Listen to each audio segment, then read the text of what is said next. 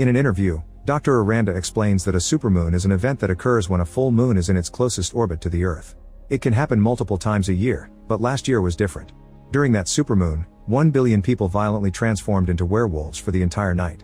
They don't know what caused this change, but there's another supermoon happening tonight, so Aranda advises everyone to stay inside and don't get exposed. He also promises that scientists are working round the clock to find a cure for those already infected. Meanwhile, Wesley is taking care of his sister-in-law Lucy and niece Emma after his brother's death. Using his knowledge as a former military man, Wesley spends the entire day building traps to protect the house from werewolves. Bear traps are spread in the garden, pepper spray and electric wires are connected to the fence, security cameras are installed in every corner, and barbed wire covers the roof. While working, Wesley notices that the neighbor Cody is practicing his shooting and calls him out because there are children on the streets. However, Cody doesn't care. He wants to train because he's seen that the werewolves are already terrorizing Japan and Australia. At the same time, another neighbor named Reagan brings some cookies to cheer Emma up since today's the anniversary of her father's death. To thank her, Lucy gives her some extra batteries and pepper spray. After Reagan leaves, Wesley announces the house must be locked for the rest of the day and goes over the rules with Lucy again. They must not open the door for anyone, not make any noise, not draw attention, and not hesitate to shoot. Since Wesley works for the Centers for Disease Control or CDC, he's on duty tonight and apologizes to Emma and Lucy for leaving. Once he's gone, Lucy locks all the doors and windows. Downtown, the military has taken over the streets. A curfew is about to start, so buses are picking homeless people to send them to shelters. Wesley suspects any person who looks strange and cringes at the pessimistic signs. When Wesley makes it to the CDC facility, Aranda introduces him to the press as the leader of the Global Rapid Response Team and lead molecular biologist. The second in command is Evan, and Amy is chief canis lupus biologist and behavioralist. Aranda explains that the supermoon triggers rapid DNA mutation and is photosensitive to moonlight. Tonight the CDC hopes to find a way to block this mutation, and so far they've developed a liquid called moonscreen which should act as a barrier between the moonlight and DNA. If it goes well, it could be developed into a cure. He finishes the conference by reminding everyone to stay inside. Afterward, everyone goes inside the facility and all the exit points are sealed. Amy watches the arrival of her boyfriend Miles, who transformed into a werewolf last year. She remembers their last kiss and how he assured her that volunteering for the experiment was his choice. Miles is put inside a cage and chained up as a precaution since werewolves can feel when there's a supermoon coming. Wesley, Evan, and the other scientists put on special suits that have digital screens on the visors showing the vitals of their test subjects. The scientists put moonscreen drops on the volunteers' eyes, then they spray their whole bodies with moonscreen as well. One of the test subjects is starting to have second thoughts because she's scared, but her concerns are ignored. Miles tries to calm her down while the last two volunteers are already going crazy with excitement. Then the ceiling is open to let the moonlight in, but none of the test subjects transforms, which means the moonscreen works. Aranda immediately orders the team to take samples to start working on a cure. Wesley and Aranda look at the samples and notice the mutation is some kind of immunological defense system. They conclude the supermoon is triggering a dormant defense response, but they can't understand why it only became reactive last year. Suddenly Miles starts transforming, which means the effect of the moonscreen only lasts 60 minutes. Evan pushes the machine to try to spray him again, but Miles reaches through the bars to grab it and Evan freezes. At that moment the other test subjects start to transform too. As Amy orders her assistants to close the ceiling, Miles pushes the spraying machine, which crashes against a cage and a bunch of equipment. This triggers a short circuit that messes with the power and stops the ceiling from fully closing. The test subjects continue to transform into terrifying beasts while many of the machines begin exploding and spreading the damage. Most scientists start to run, but Aranda's suit is damaged by one of the explosions and his body is exposed to the moonlight, so his DNA is starting to react too. Wesley holds Aranda down while Evan searches for a tranquilizer, but unfortunately he isn't fast enough. Aranda finishes transforming and his new hairy body breaks out of the protective suit, slashing Evan with his claws in the process. Then a scientist opens fire and the werewolf runs away, but some stray bullets open more cages. While Wesley takes a bleeding Evan into another room, the other werewolves also escape and start killing the armed scientists. Between the smoke from the explosion and the power failing, it's hard to see in the room, so one by one the scientists are snatched in the darkness. A werewolf picks up an armed man and throws it at the window to break it, creating an exit. In the corridors, the rest of the staff is trying to evacuate, but soon the werewolves reach this area too and keep on killing. After being startled by a falling body, Amy reunites with Wesley and Evan. While they struggle with the infirmary lock, a werewolf drops another body nearby and begins approaching them. Luckily they unlock the door just in time and rush into the infirmary before a soldier opens fire, finally killing this beast. Then Wesley and Amy try to take care of Evan's wound, but it's too late, he's lost too much blood and died. Amy freaks out and wants to find Miles, but Wesley stops her as he points out her boyfriend is now a violent monster and she can't do anything. When Amy says they should stay in the infirmary and wait for help, Wesley informs her that the rest of the staff is already evacuated and is just a matter of time before one of the other werewolves breaks the door. Back in town, howling can be heard in the neighborhood and the lights flicker as power starts to malfunction. Reagan can't find her mother but hears some weird noises, unaware there's a werewolf in the kitchen. Lucy checks the security cameras and sees another beast running down the street. The werewolf climbs a tree in the garden and Cody opens fire from his window. All his shots miss and the werewolf approaches the house to break the window, letting the moonlight in. Now Cody's DNA reacts and he begins transforming too. In the facility, Amy and Wesley carefully sneak around to avoid the werewolves until they make it to the armory, where they suit up and grab as many weapons as they can carry. Then they put moonscreen in their eyes and spray any exposed skin before setting 60 minutes on their watches. Wesley makes Amy promise that if either of them turns, the other will shoot. On their way out they come across Miles, so Amy shoots a light bulb to distract him with the sparks while they escape. The duo gets in Wesley's car and drives off as fast as possible. Wesley calls Lucy and she shares what she's seen on the cameras. At that moment Reagan appears outside, begging Lucy to let her in because a werewolf killed her mother and she doesn't want to be alone. Lucy wants to help but Wesley reminds her that opening the door is dangerous. While they argue, a werewolf attacks Reagan and quickly kills her too. Since Wesley is distracted by the phone call, he ends up crashing the car into a bus. The call ends and Lucy has a panic attack while hearing Reagan screams as she's murdered. The werewolf attacking her is Cody, who pushes his body against the fence to activate the electric trap. Lucy sees him on the cameras and activates the pepper spray to keep him at bay. In the car, Amy and Wesley begin crawling out before the flames reach them. Wesley realizes he dropped his phone but there's no time to go back for it and Amy has to drag him away. Now the duo has no choice but to continue on foot and make sure to stay hidden when they find some werewolves destroying a bunch of cars. They carefully move behind some parked vehicles to keep advancing, but unfortunately more beasts appear on the other end of the street and now the duo is surrounded.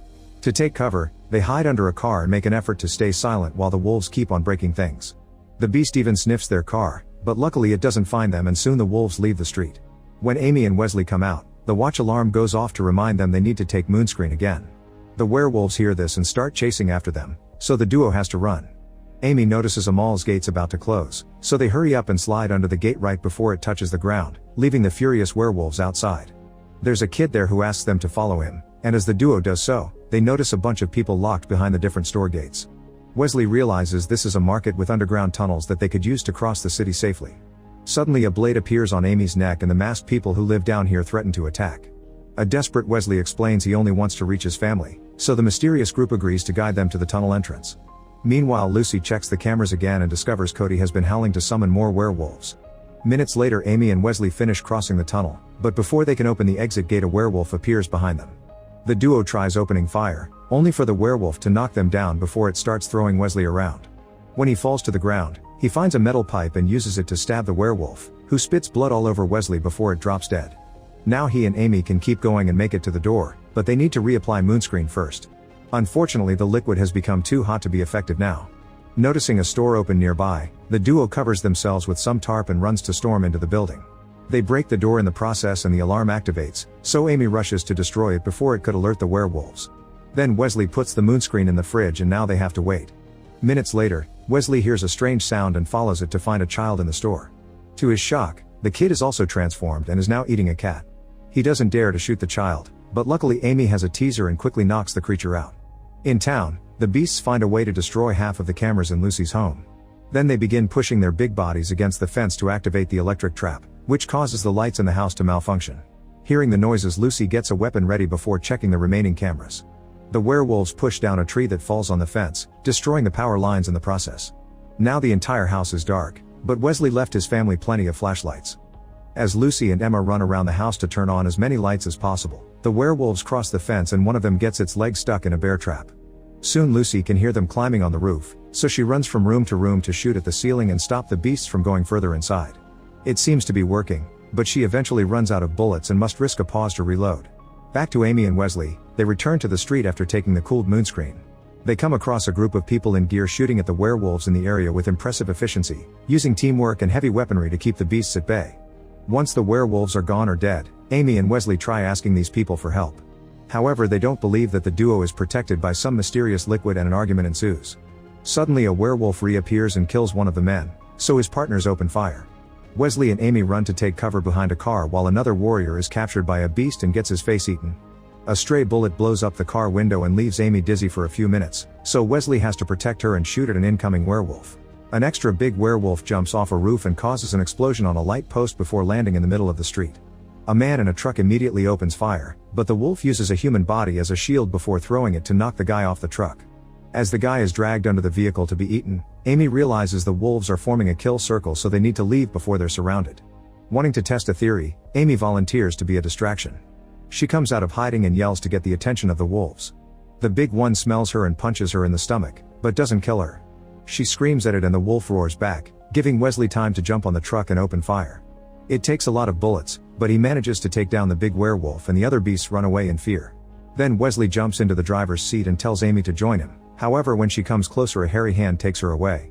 A devastated Wesley looks out but can't see her, and he realizes he doesn't have the time to save her. Feeling guilty, he drives away. Meanwhile, Lucy continues to shoot at the werewolves through the ceiling while telling Emma to stay hidden. When a werewolf reaches the area above the living room, Lucy shoots again and opens a big hole in the ceiling, so now moonlight is coming in. The wolf moves to the front door and starts shaking it, so Lucy shoots at it and makes more holes until she runs out of bullets. Getting desperate, Lucy grabs a knife for herself and the bear deterrent spray for Emma. At that moment, a werewolf breaks the wood covering a window and finally enters the house, so Emma and Lucy run to hide in the bedroom. The werewolf follows its nose and is about to find them, but it goes back when it hears a noise outside. It's Wesley honking the horn at the four beasts blocking the street. He speeds up in the truck and starts running over the wolves one by one under the rain. The last creature jumps on the truck to try to stop it, so Wesley crashes the truck right into Cody's garage. In the bedroom, Lucy and Emma think it's over, but before they can leave, a werewolf breaks through the wall. The duo runs and Lucy pushes Emma inside a closet before she hides behind a door with her knife. A wolf finds Emma first and breaks the wooden door, so she activates the spray to scare it off. At the same time, a second beast enters the other room and Lucy waits for the right moment to jump on it, but the wolf easily throws her on top of the dresser. Then Emma appears behind it and stabs it with the fallen knife, creating a distraction that allows Lucy to find an axe and use it to finally kill the creature. Seconds later, Wesley enters the house and reunites with his family. After making sure they're fine, he tells them to hide because they can hear the wolf from the garage coming. There are only 15 minutes left before sunrise and they have no bullets, so there's only a very crazy thing he can do. Wesley says goodbye to his family and gives Lucy his watch with a 15-minute alarm. When he steps outside, the Cody werewolf is waiting. He looks right at the moon and soon he starts transforming too, which is a sacrifice that proves how much he wants to protect his loved ones. After some roaring, Cody and Wesley start fighting. Even in wolf form, Wesley's military experience comes through and he easily overpowers Cody. In just a few moves, Wesley uses his bare paws to decapitate the enemy. Lucy watches all this through the holes in the wall and becomes terrified, so she rushes to hide Emma in the cupboard. At that moment, she finds a bullet on the ground and gets her weapon ready before she starts begging Wesley to remember his family. Her words aren't enough to stop him from bursting through a sealed back door, thus Lucy shows him a picture of his brother next. This doesn't work either and Wesley roars, making her fall. Lucy has no choice but to get ready to shoot, but suddenly the watch alarm goes off. Remembering Wesley's words, Lucy shoots at the window instead, allowing the sunlight to come in. When she looks up, Wesley is human again. Make sure to subscribe and turn on notifications so you can watch more videos like this. Thanks for watching.